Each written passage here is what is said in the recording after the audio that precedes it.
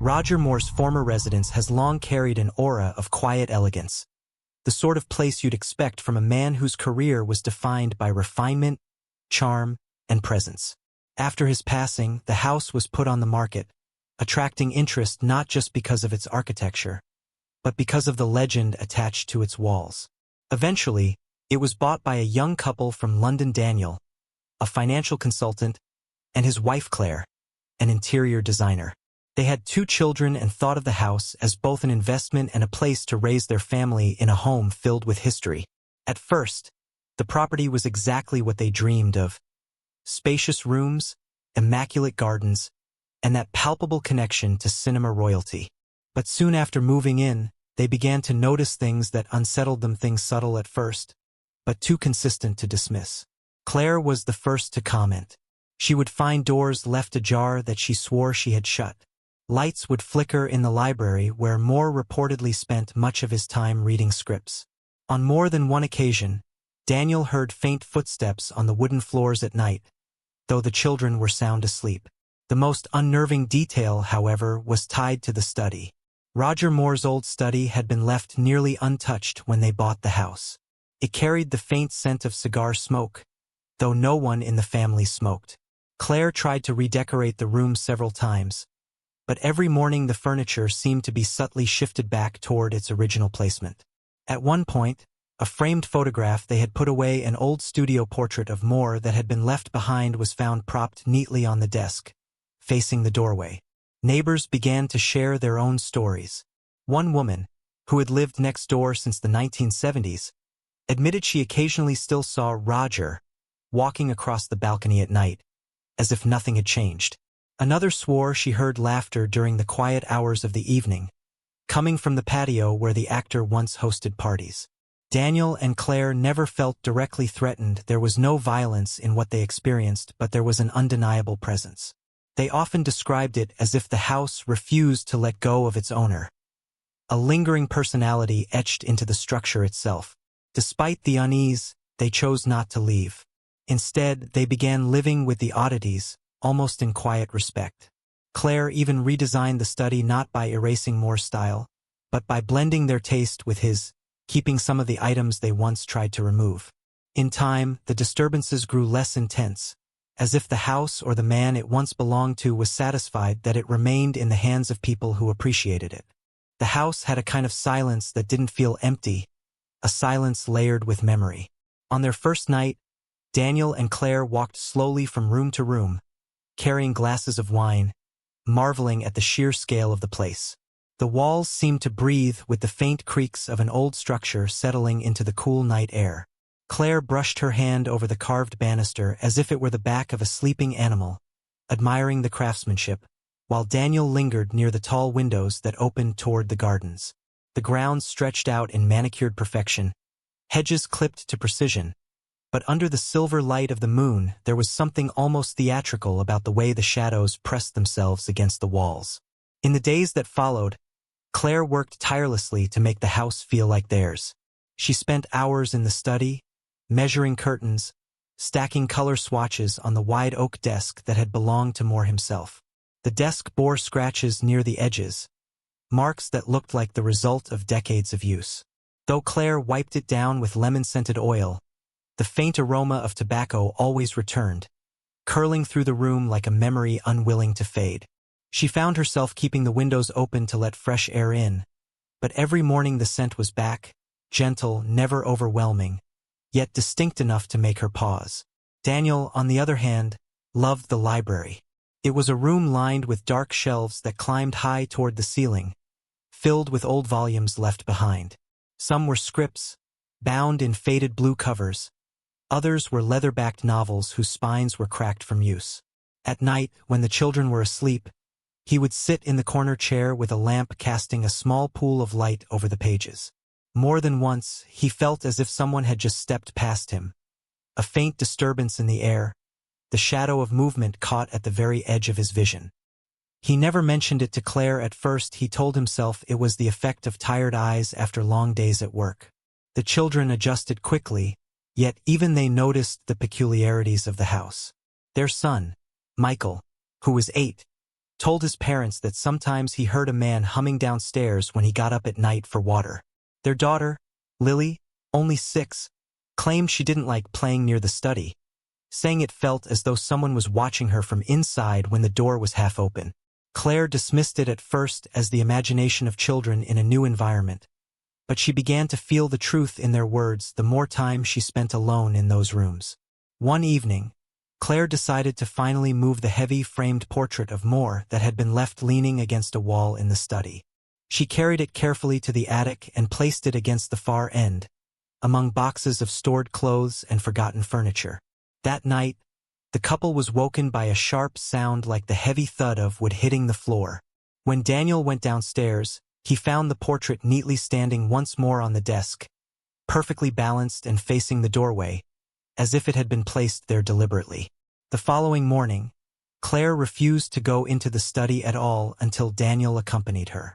The neighbors began to share their observations after noticing the couple's curiosity. Mrs. Ellison, an elderly woman who had lived next door since the 1970s, leaned against her gate one afternoon and confessed in a low voice that she sometimes still saw Roger walking across the balcony at dusk. She described the sight as if it were ordinary, almost routine. He appeared dressed in a suit, strolling casually as though preparing for an evening out. Another neighbor mentioned that during summer nights, when the air was still, she would hear laughter drifting from the garden, laughter she swore belonged to gatherings that had ended decades ago. Claire absorbed these stories with a strange mixture of fear and fascination.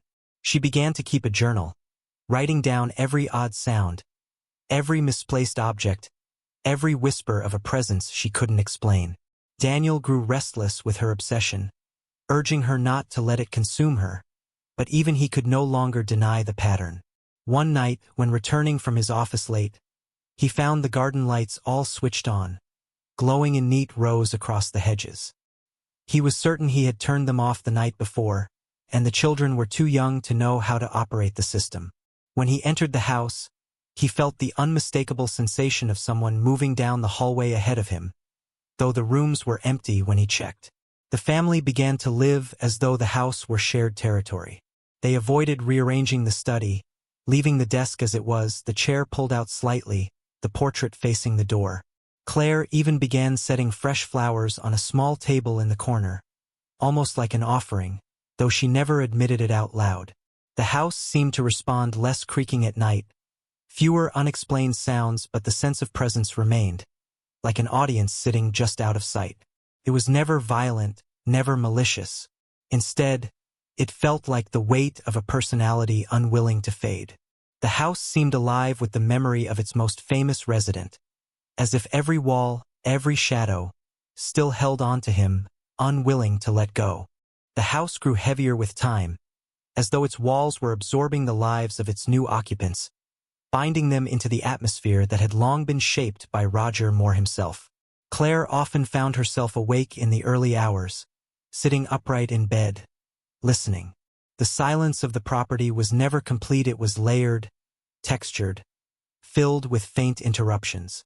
The occasional shuffle of footsteps down the corridor, a door sighing open though no draft could explain it, the sharp click of a light switch though the lamps remained dark. She would lie back down, forcing her breathing to steady, but the feeling remained that someone else shared the house with them, unseen yet never absent. The study became the heart of her unease. She had tried, more than once, to strip it of Moore's presence, removing the books, rolling up the rug, even pushing the desk toward the far wall. Each attempt seemed to undo itself. The books, if boxed, were discovered on the shelves the following day, neatly arranged, spines aligned. The rug, once rolled into the attic, reappeared flat against the floorboards, as if it had never been touched. The desk seemed to resist her efforts, heavy beyond logic when pushed, but mysteriously returned to its original place by morning. The portrait remained on the desk as though it were the true owner of the space, quietly presiding. Daniel tried to rationalize everything. He blamed the children for moving things about, for creeping into rooms they were told to avoid. But the children grew more reluctant with each passing week. Michael no longer ventured downstairs at night, too unsettled by the humming he had heard. Lily stopped playing in the hallways, preferring to stay in her room with the door firmly shut. Once, she whispered to her mother that she had seen a tall man standing at the end of the corridor near the staircase. When Claire asked her to describe him, Lily simply said, "He looked like he was waiting for me to say hello." Even Daniel, skeptical as he tried to be, could not ignore what began happening in the library. The scripts, those old, bound volumes of Moore's films, would not stay in place. He had stacked them in a cabinet one night after deciding to clear the shelves. The following morning, every single one lay open across the table, arranged in a sequence as if laid out for review. The pages were still, no breeze stirring them, yet the air in the room was charged, alive. He told himself he must have forgotten, that perhaps Claire had placed them there, but her expression when he asked was pale and unwavering. The neighbors, too, seemed unsurprised by what Daniel and Claire described.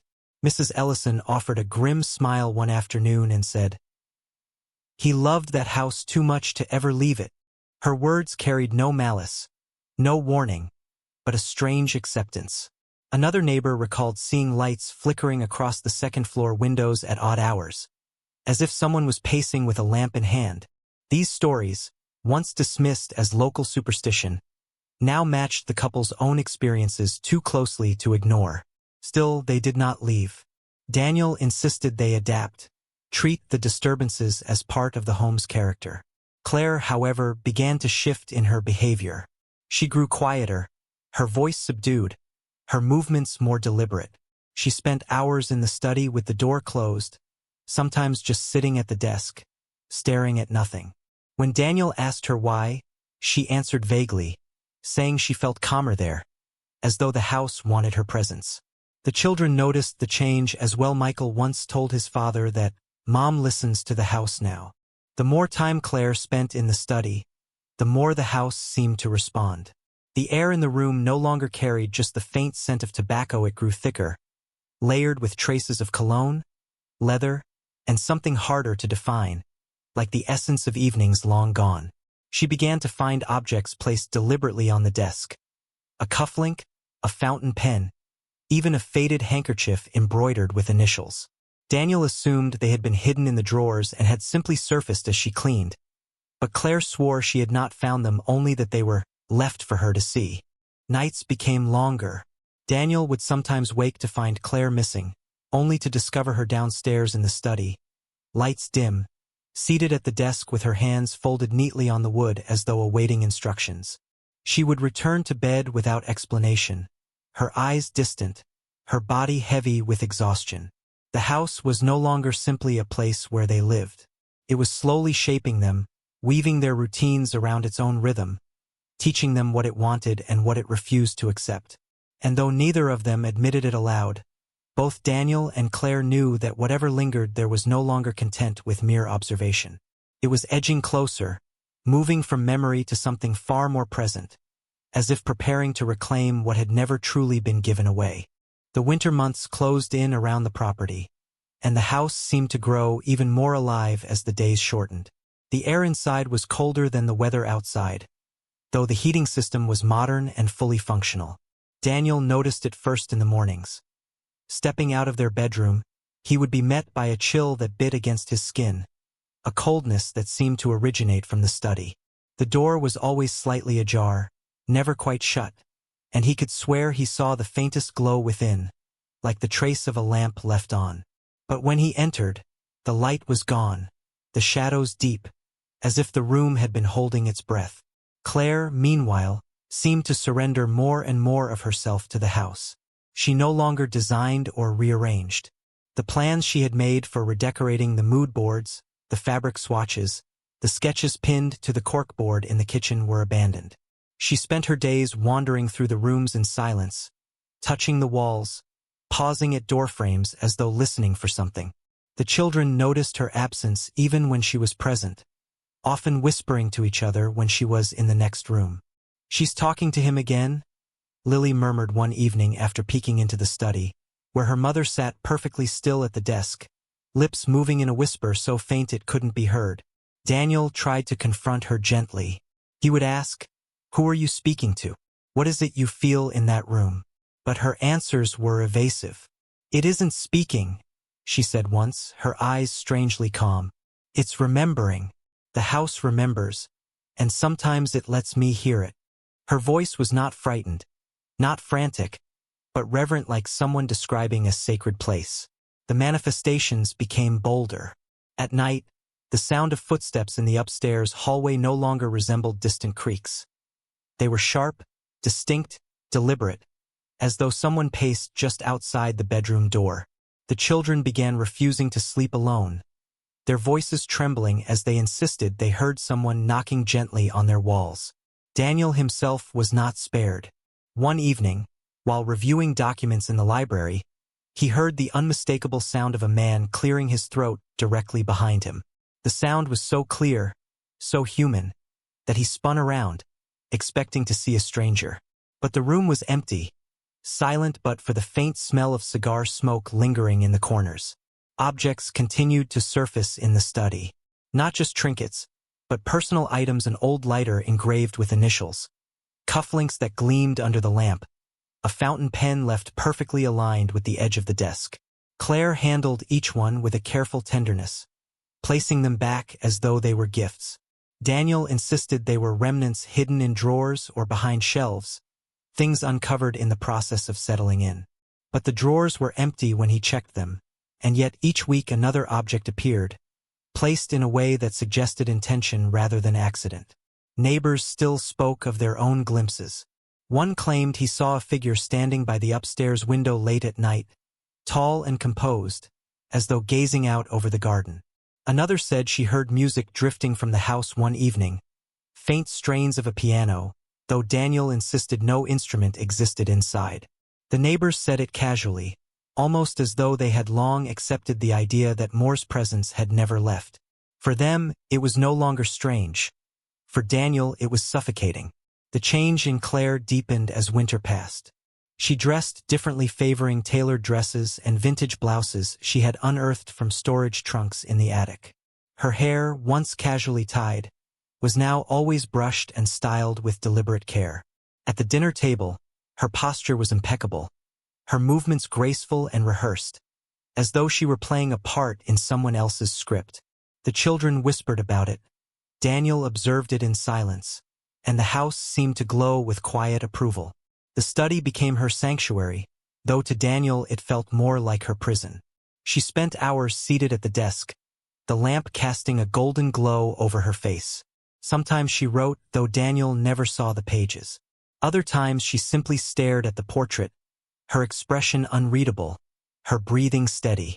When Daniel asked her what she was doing, she would answer softly, "It's not mine to change. It's his." The words unsettled him more than any sound or sight the house had produced. And yet, despite the dread coiling inside him, Daniel did not leave. He told himself it was for the children, for stability, for the impossibility of selling such a storied property after so short a time. But deeper still was a truth he dared not acknowledge. He, too, felt the house's pull.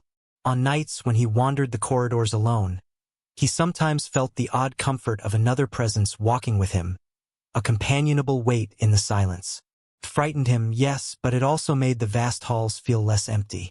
The house no longer felt haunted in the traditional sense. It felt inhabited, as though its true owner had merely stepped into another room and left the Moores in charge of maintaining his stage.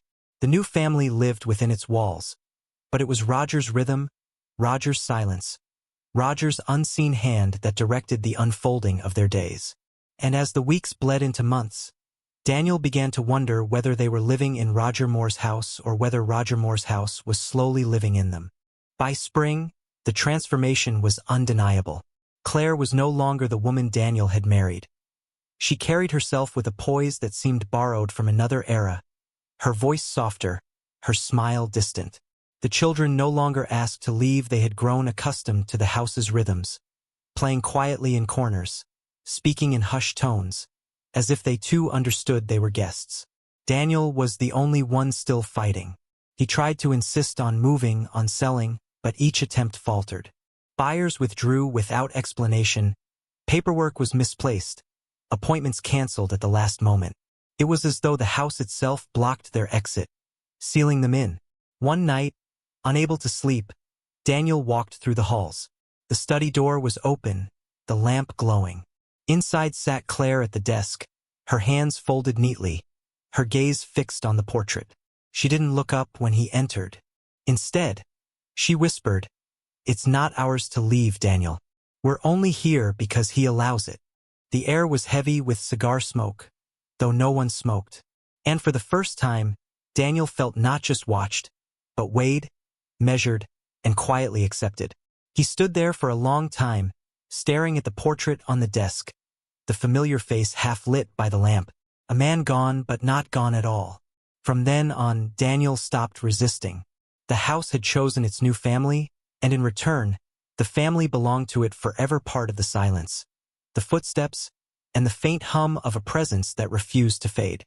Don't forget to subscribe and like if you liked this story.